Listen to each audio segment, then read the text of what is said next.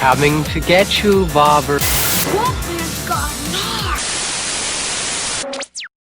P2 is a 2007 horror movie directed by Frank Calhoun, and it stars Rachel Nichols and Wes Bentley. As always guys, as this is an older movie, this is going to be a spoiler review. A businesswoman is pursued by a psychopath after being locked in a parking garage on Christmas Eve. Now this is an interesting one because we've only got really two characters in this film. There's a few other side characters, but we've really got Tom and Angela, played by Wes Bentley and Rachel Nichols.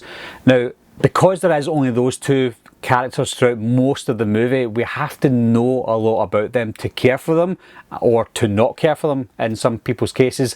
And I think that's what they've done well with this story, because at the start we've introduced to Angela and we find out that she's a hard worker and she doesn't take any crap from people, but at the same time people can take advantage of her, and even though she doesn't forgive them, she forgives them. I'll talk about that soon.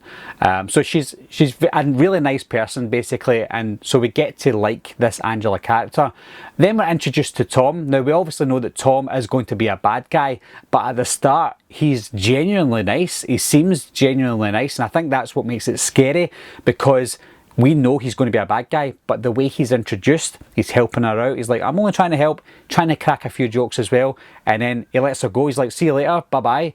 So she genuinely thinks, well, he was a nice guy, but I'm finished with him now, I'm away, and that's it. They set the two characters up perfectly for me, because he seems like a nice guy and she seems like a nice girl. As the story progresses, we obviously find out that Tom isn't this nice guy that he was portrayed to be at the start of the film. You can tell he's very unhinged. There's a few things that he says in the movie that you're thinking, wow, how can you see yourself being the good guy in this situation? You're trying to get me fired, aren't you? I like the cat and mouse chase aspect of this film, and the reason that I did like it the way they done it was because you've got Angela again, she's contemplating doing things, but she's also hesitating as well. So as a viewer, we're contemplating doing things with her, and we're also hesitating at the same time.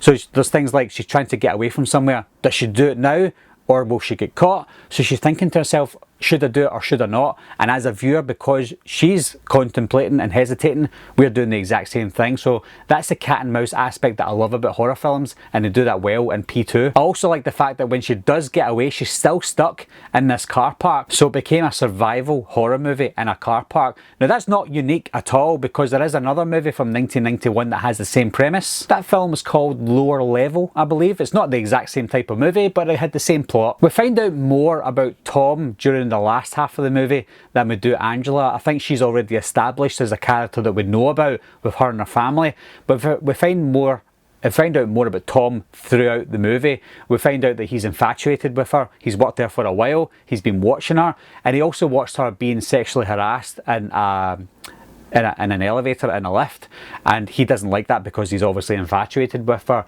So he gets the guy who'd done that to her.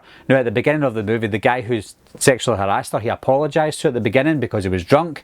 He obviously knew what he was doing, so he's in the wrong, and she's like, right, it's fine, I'll forgive you, even though she doesn't really forgive him. So Tom gives her the chance to kill him, and she's like, no, I'm not going to kill him, please don't do anything. And he's like, fine, it's okay. But then Tom being Tom, he does kill him. Now this is something I want to touch on, the brutality of this film. I forgot about the brutality of this movie because I genuinely remembered only having 2 or 3 characters in this film. But when I watched it, I was like, wow, that's very brutal. There's a scene with that guy who he's getting squashed against a wall with a car sitting on a chair, and that was disgusting. One of the most gruesome kills I've ever seen on screen.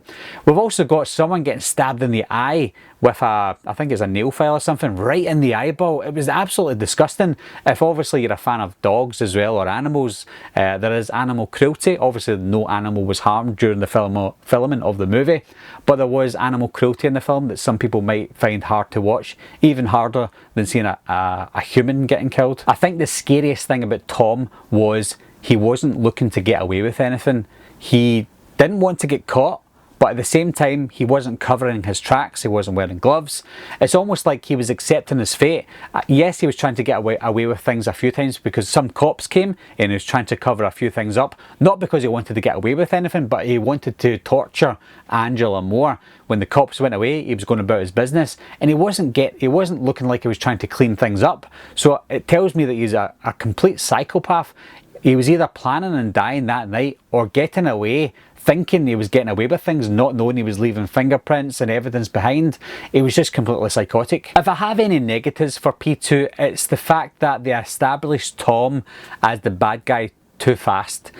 We all knew as the viewer that he was going to be the bad guy, that's fine, but for Angela, I felt like she found out too fast. He drugged her, woke her up, and we already found out that he's a psychopath. I think they could have made that last a little bit longer. How they would do that, or how I would have done that, was have her wake up from what he'd done to her, and he could still play the good guy, saying, I found you lying on the ground, what happened to you? And she wouldn't know, but then she would maybe suspect that maybe it was Tom. I think if they let that last maybe 10 or 15 minutes, that would have added to the runtime possibly, or maybe just added to the suspense of the film. Now, at the end of the film, he looks like he burned alive and that was it, but then the sprinklers came on at the end and she got away.